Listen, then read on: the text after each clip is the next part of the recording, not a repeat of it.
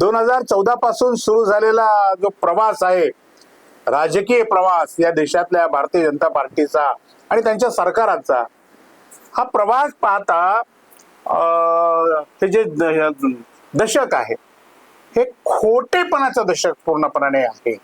आणि येणारा प्रत्येक दिवस या देशातल्या जनतेची दिशाभूल करण्याचा प्रयत्न सातत्याने विविध माध्यमातून केला जातोय. आणि एक असाच गंभीर प्रकार आज उघडकीस आलेला आहे. तो प्रकार म्हणजे जो सर्वे इंडिया टुडे ग्रुपच्या आज तक या चॅनलने केला, तो सर्वे हा भारतीय जनता पार्टीला प्रचंड मोठं यश मिळवून देणार आहे. 326 जागा जवळपास भारतीय जनता पार्टीला 2029च्या निवडणुकीमध्ये किंवा आज जर निवडणुका झाल्या तर मिळतील, अशा प्रकारचा दावा करण्यात आले. मित्रांनो, हा दावा, हा सर्वे, हे आकडे, हे सगळे अंदाज किती बोगस आहेत, किती खोटे आहेत, जनतेची दिशाभूल करणारे पूर्णपणे हे अंदाज आहेत. या अत्यंत महत्वाच्या विषयावर आज मी आपल्याशी बोलणार आहे. नमस्कार, मी राजू पाटील आणि आपण पाहत आहे रिंगल लाईव्ह. मित्रांनो, अजूनही आपण रिंगल लाईव्ह हे आपलं चॅनल सबस्क्राईब केलं नसेल तर माझी आपल्याला विनंती आहे, जरूर सबस्क्राईब करा. मित्रांनो, कोणीतरी आज तकला, इंडिया टुडे ग्रुपला किंवा त्यांचे ते 2 मालक आहेत, आदित्य बिर्ला ग्रुप आणि तो दुसरा त्यांचे प्रमुख मालक अरुण पुरी, त्यांना कुणीतरी सांगितलं पाहिजे, कारण या देशाची लोकसंख्या ही 140 करोड आहे. जवळपास 150 कोटी लोकांचा भारत आहे. या देशामधले 50% तरुण युवा आहेत, झेन जी आहेत. हे सांगितलं पाहिजे त्यांना. या देशामध्ये पूर्णपणाला 28 राज्य आहेत, 7 केंद्रशासित प्रदेश आहेत. आणि म्हणून असल्या विशाल महाकाय देशाचा आपण मूड ऑफ द नेशन तपासतो. आणि आज निवडणुका झाल्या तर काय निर्णय पुढे येईल हे जेव्हा लोकांना सांगतो, तेव्हा या सगळ्या लोकांनी या गोष्टीचं भान ठेवलं पाहिजे की आपली सॅम्पल साईज किती असली पाहिजे. एवढ्या प्रचंड मोठ्या देशाचा आपण सर्वे करतोय, जनतेला सांगतोय, तर आपली सॅम्पल साईज आपण कमीत कमी देशातल्या किती लाख लोकांशी संपर्क केला पाहिजे याचा अभ्यास करण्याची गरज इंडिया टुडे ग्रुपला किंवा आज तक चॅनलला का पडली नसावी. मित्रांनो, अत्यंत गंभीर आहे. मी सांगणार आहे पुढे तुम्हाला त्यांनी नेमकं काय केलं. परंतु निवडणूक शास्त्र हे सांगतं, चाचणी शास्त्र हे सांगतं की किमान या देशातल्या एकूण लोकसंख्येच्या 9% इतक्या लोकांशी संपर्क केला पाहिजे. कुठल्याही सर्वेमध्ये 9%, केवळ 9%, 100 पैकी 9% एवढ्या लोकांशी जर तुम्ही संपर्क केला तर तुम्हाला त्याचा अंदाज येऊ शकतो. तोही परफेक्ट नाही. त्याच्यामध्ये 5% ते 60% एवढा मोठा घोटाळा होऊ शकतो. आता आज तक ग्रुपने किंवा आदित्य बिर्ला, अरुण पुरी या लोकांनी मूड ऑफ द नेशन, आज निवडणुका झाल्या तर मोदीजीचा बल्ले बल्ले होणार म्हणून सांगितलं जातंय. त्यांचे बाकीचे सगळे नेते कार्यकर्ते आज नाचतायत. आज निवडणुका झाल्या तर आमचे मोदीजी 350 जागा जिंकणार आहेत. अरे, किती दिवस खोट्यामध्ये तुम्ही वाढणार आहात, जगणार आहात. संपूर्ण देशाचा मूड मी तुम्हाला सांगतोय आता पूर्णपणाने की संपूर्ण देशातल्या 28 पैकी जवळपास 20 एवढ्या राज्यामध्ये या सरकारच्या विरोधामध्ये असंतोष निर्माण झालाय. लाखो तरुण रस्त्यावर येत आहेत, जेन जी रस्त्यावर येत आहेत, जेन अल्फा रस्त्यावर येत आहेत. नागरिक पूर्णपणे, शेतकरी नाराज आहे, कष्टकरी कामगार नाराज आहे पूर्णपणे. देशामध्ये महागाई प्रचंड वाढलेली आहे. साखर सारखा पदार्थ 75 रुपये किलोवर गेलेला आहे. कांद्याचा भाव वाढलेला आहे. पेट्रोल डिझेलचे भाव पूर्णपणे वाढले. डाळीचे भाव वाढलेले आहेत. अन्नधान्याचे भाव वाढलेले आहेत. औषध पूर्णपणे प्रचंड प्रमाणामध्ये महागलेले आहेत. शिक्षण व्यवस्था महागलेली आहे. अगदी पहिलीच्या वर्गात एखाद्या चांगल्या शाळेमध्ये आपल्या विद्यार्थ्याला, लेकराला प्रवेश द्यायचा म्हटलं तर 50,000 रुपयापासून डोनेशन तिथं सुरू होतंय. अशी परिस्थिती या देशामध्ये निर्माण झाली आहे.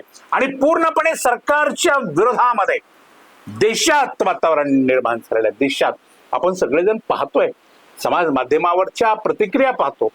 जेव्हा मोदीजी स्वतः ऑनलाईन येऊन लाईव्ह येऊन लोकांशी बोलतात, तेव्हा त्याच्या खालच्या प्रतिक्रिया आपण सगळेजण वाचतो, ऐकतो.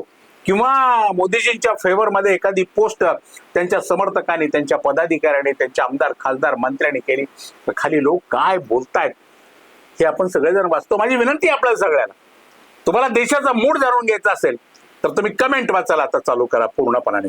तेव्हा तुम्हाला मोदीजी आता कुठल्या स्टेजवर उभे आहेत, त्यांचं सरकार नेमकं कुठल्या स्टेजवर उभं आहे, आणि आज निवडणुका झाल्या तर नेमकं काय घडेल हे तुम्हाला कळेल. आज तक चॅनलची आवश्यकता भासणार नाही किंवा इंडिया टुडे ग्रुपची तुम्हाला आवश्यकता भासणार नाही. तुम्ही स्वतःला हा प्रश्न विचारा, तपासा पूर्णपणे.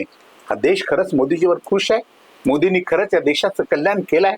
या देशाची अर्थव्यवस्था चांगली आहे? या देशाचे परराष्ट्र व्यवहाराचे जे संबंध आहेत ते चांगले आहेत? निदान दक्षिण आशियातल्या देशांबरोबर तरी आपल्या मोदीजींनी चांगले संबंध ठेवले आहेत का? असे अनेक प्रश्न आपण स्वतःला विचारा.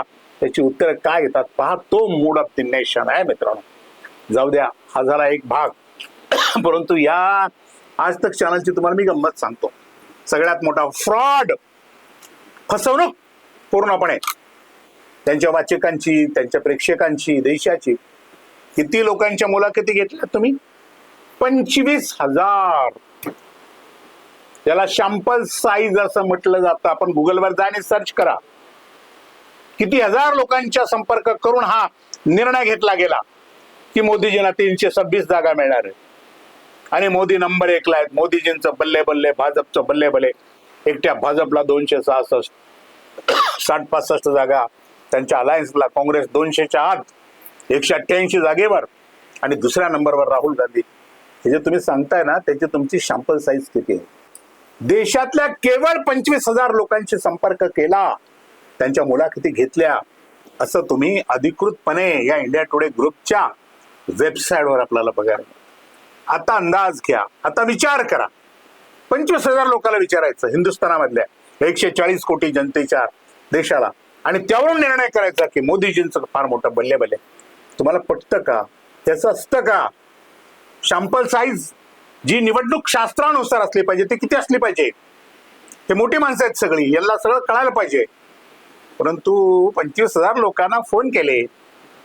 आता या फोनची जी 25,000ची यादी नेमकी कुठली होती हा एक वेगळा विषय असेल, पण गृहीत धरू की त्यांनी सगळ्या देशातल्या लोकांना फोन केले.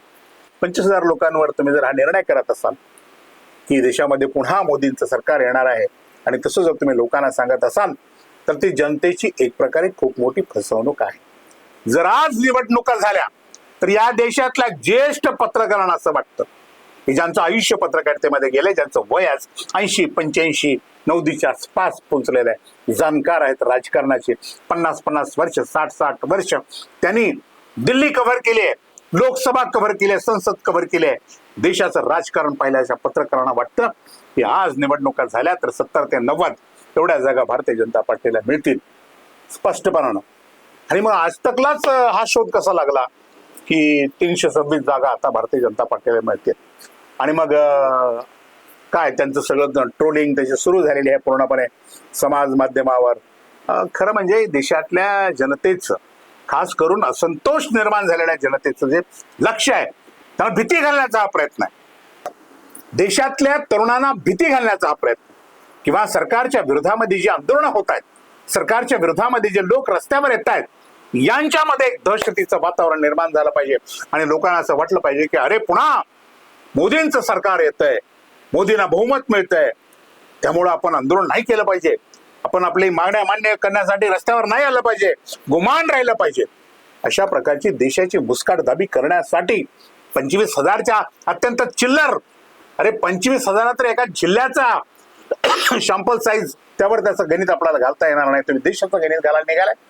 लोकसभा निवडणुकीमध्ये आपण जर एखाद्या जिल्ह्याचा सर्वे करण्याचा प्रयत्न केला तर त्या एकूण लोकसंख्या किंवा जेवढे मतदार आहेत त्या मतदाराच्या किमान 9% इथपर्यंत आपल्याला पोहोचावं लागतं, तेव्हा परफेक्ट आकडा हातामध्ये येतो.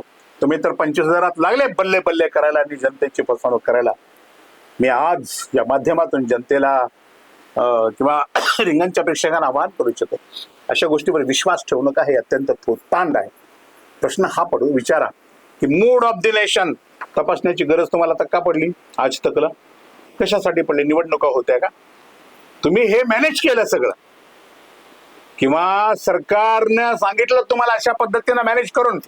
काही वातावरण जे सरकारच्या विरोधामध्ये, मोदी आणि शहाच्या आणि केंद्र शासनाच्या विरोधामध्ये वातावरण देशभरात निर्माण झालेलं आहे, त्याला थोपवण्याचा, थांबवण्याचा, त्यामध्ये फूट पाडण्याचा, लोकांच्या मनामध्ये संशय निर्माण करण्याचा प्रयत्न करण्यासाठी आलेला हा सर्वे आहे.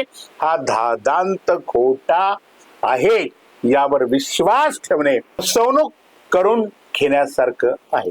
अजितकच अशाच महत्वाच्या विषयावर रोखोक भाष्य ऐकण्यासाठी पाहत राहा रिंगण लाईव्ह, आवाज महाराष्ट्राचा.